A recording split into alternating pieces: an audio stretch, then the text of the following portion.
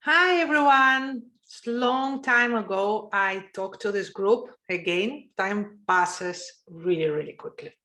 So I'll talk today a little bit about saving because it was a topic in the group. We were talking some numbers, then I think some of us got confused, asking me more questions. So I will just talk a little bit about savings today. Also because it's one of the popular subjects and one of the most popular questions I get when I do any talks about finances. So how much should I save? I would say this is a very personal question and everyone should decide for herself.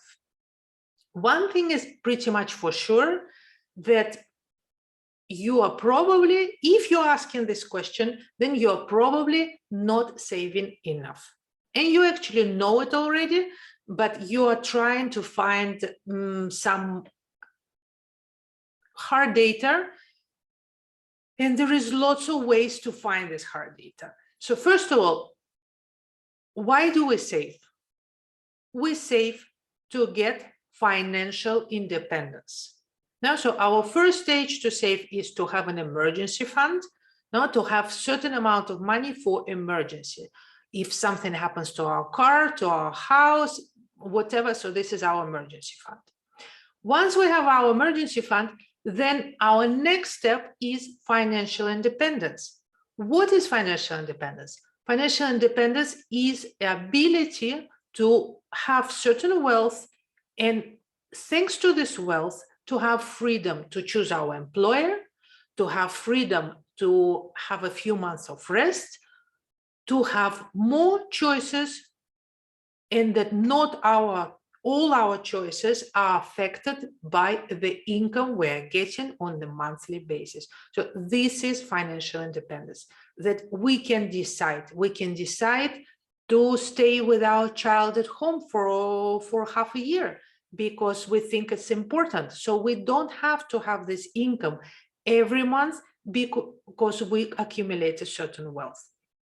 So to get to financial independence, we have to save, and we have to save a lot. And 10% a year probably will not bring us to financial independence rather quickly. So if you want to reach financial independence, we're talking about saving rates above 30%. That should be clear. Also, just saving without investing doesn't bring us very far either. Investing at a very conservative rate of maybe 3–4%, it will not compound quick enough. So we have to invest our wealth. We have to invest it relatively aggressive, no? Well, if we want to go to the financial independence. So that's another point about saving and investing. And now the numbers, no? So how should we see the numbers? How does it work with the saving, and how much should I save? There are many calculators which actually help you to calculate how much money, if you put it on a monthly basis, what does it give you? And I will put my favorite calculator here at the bottom of this video. But you have to see that the longer you save this money, the more time it has to compound.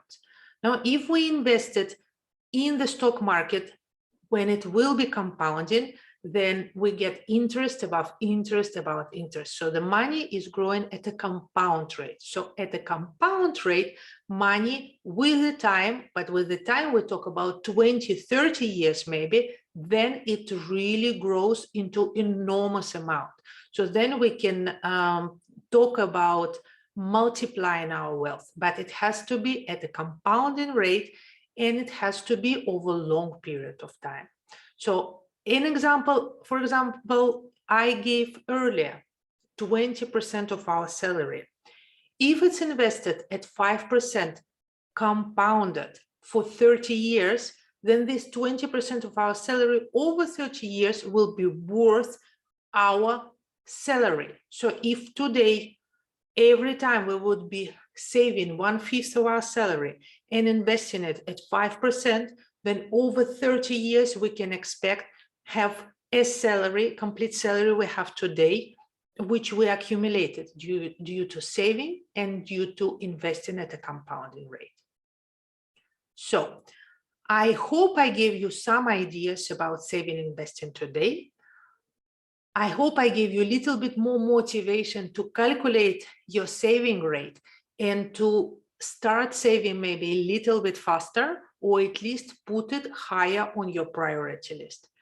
And if you have more questions, ask me, come to my events, sign up for the courses. There is lots of resources here. There are also lots of other wise women who could help you. Be active in this group, and happy investing. Bye-bye.